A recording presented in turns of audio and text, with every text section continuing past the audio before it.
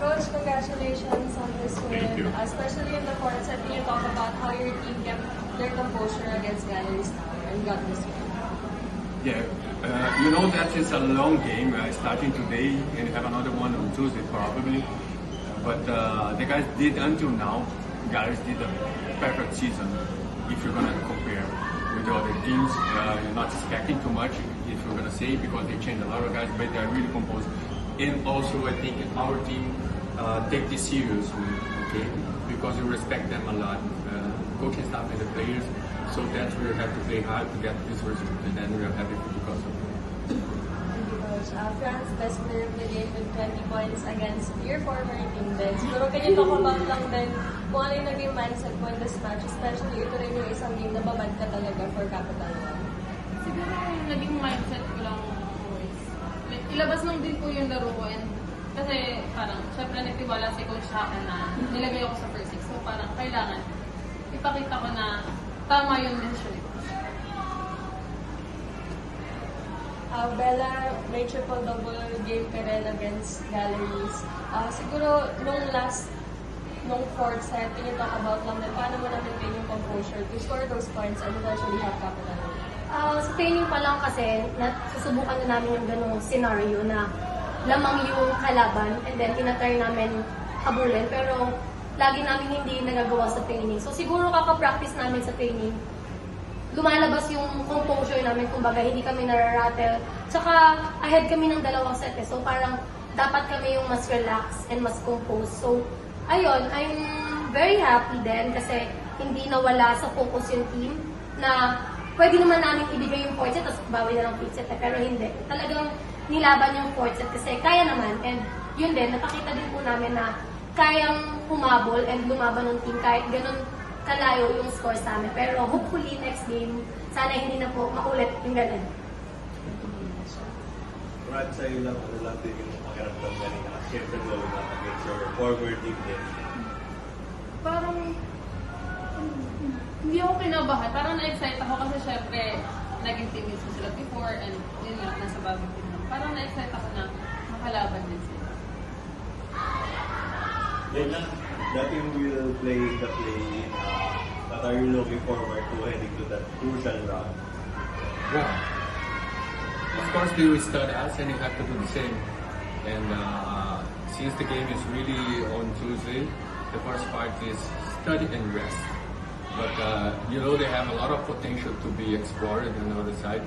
So we're gonna see what we can counter-attack. But for sure, it's time to go. And you're prepared to go. You're prepared to fight back.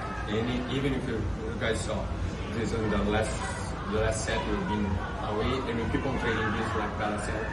And you're gonna be prepared. Hopefully you don't need to stay at the back, but for sure, if you're gonna be in the worst scenario like this one, you're gonna be prepared and ready to move on. Bella, how happy are you lang na meron ka ng kasama sa scoring din? Talk about lang yung performance ng teammates mo. Si Ate France naman po sa training pa lang, talagang nakikita ko na yung effort niya to help dun sa team. And hindi lang naman po si Ate France, kumbaga buong team, tinatry yung best talaga nila na mag-contribute, hindi lang in terms of scoring. Siyempre, may other departments naman. Sabi nga namin before sa meeting namin na kung hindi ka makascore, maghanap ka ng way para makatulong sa team. And ganun po yung lumabas ganyan, talagang team effort. And hindi naman namin maipapanalo yung game kung hindi po kami nagtulungan. Coach, can you talk about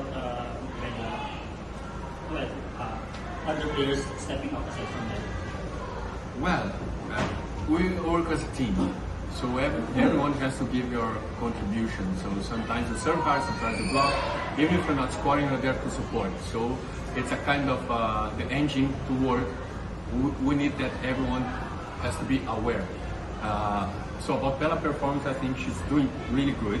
And she's really excited, and of course, just a rookie, yeah, and playing in the BBL. But I'm really happy because she's always trying to give more, trying to learn every single day. But she's not the only one. Look at my side, almost the same age, the same batch from the university. They play together, so all of them, they have a dream. And they're fighting for this. And this, for me, it's what really matters. Dream as a team, so the goal is for everyone. we are lucky because she's shining, but also she's not shining alone. We're gonna help her in every action she do there inside. So I think I have to say that working as a team is the best effort that we can give to the other guys. Can you also just talk about the patience of having meetings with the players, especially people are expecting that with having number one draft pick, Capital One's ranks will be fast. Yeah, it's a part that look. If you're gonna try to answer for the guys who has a lot of expectation, you're gonna waste energy trying to do that. You have to work. You have to give the perfect environment to develop the team. So, in fact, you have the two best speakers on the first year and the second year. Yeah, here you have Leila and Roma, and now Bella. For sure, I don't want to be the best speaker again. We're gonna be on the top.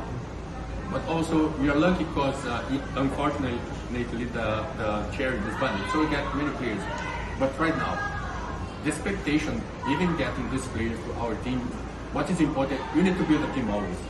No matter who you get, because you are not the only one who gets stronger. The other team also gets stronger. So you have to keep on working, looking at our side and try to compare, but later. This is a competition, I take it from the past few years, this is the most tight. The last one can beat the first one. You can, if you just make some matches, if not straight sets, but 5 sets, for sure you're going to fight for the top 4. So it's you have to keep inside and keep on working. Jinx. Echo. Pero yun nga, parang first time din siguro sa career mo na instead na playoffs agad, iikot ka pa ng medyo mas mahaba sa play-in. Parang how do you take it ng yung challenge na mas kailangan paghirapan palalo yung goal para makaabot sa goal? Siyempre, very challenging siya for us and for kami din, yun na kasi first time ko. Pero at the same time, I'm very excited din sa mga matututunan ko every game. Kasi, yun nga, maraming games before ka, kung gusto mo makapasok sa semis, so marami kang kailangan pang daan ng butas na karayom. So parang the more na challenging siya, mas the more gusto kong maglaro kasi mas marami ako natututunan na pwede ko pang mi-apply sa mga next games and sa mga next conference. Francine, itong pagsali mo sa Capital One, it wasn't an easy one. Parang kumaga medyo nagdaan pa mga injury and yung paghanap ng ball. Paano mo lang siya nag-abay lahat na now na ganito yung napakita mo heading into dun sa play game na ba? Siguro, since yun nga maraming yung injury and good, sinaga ko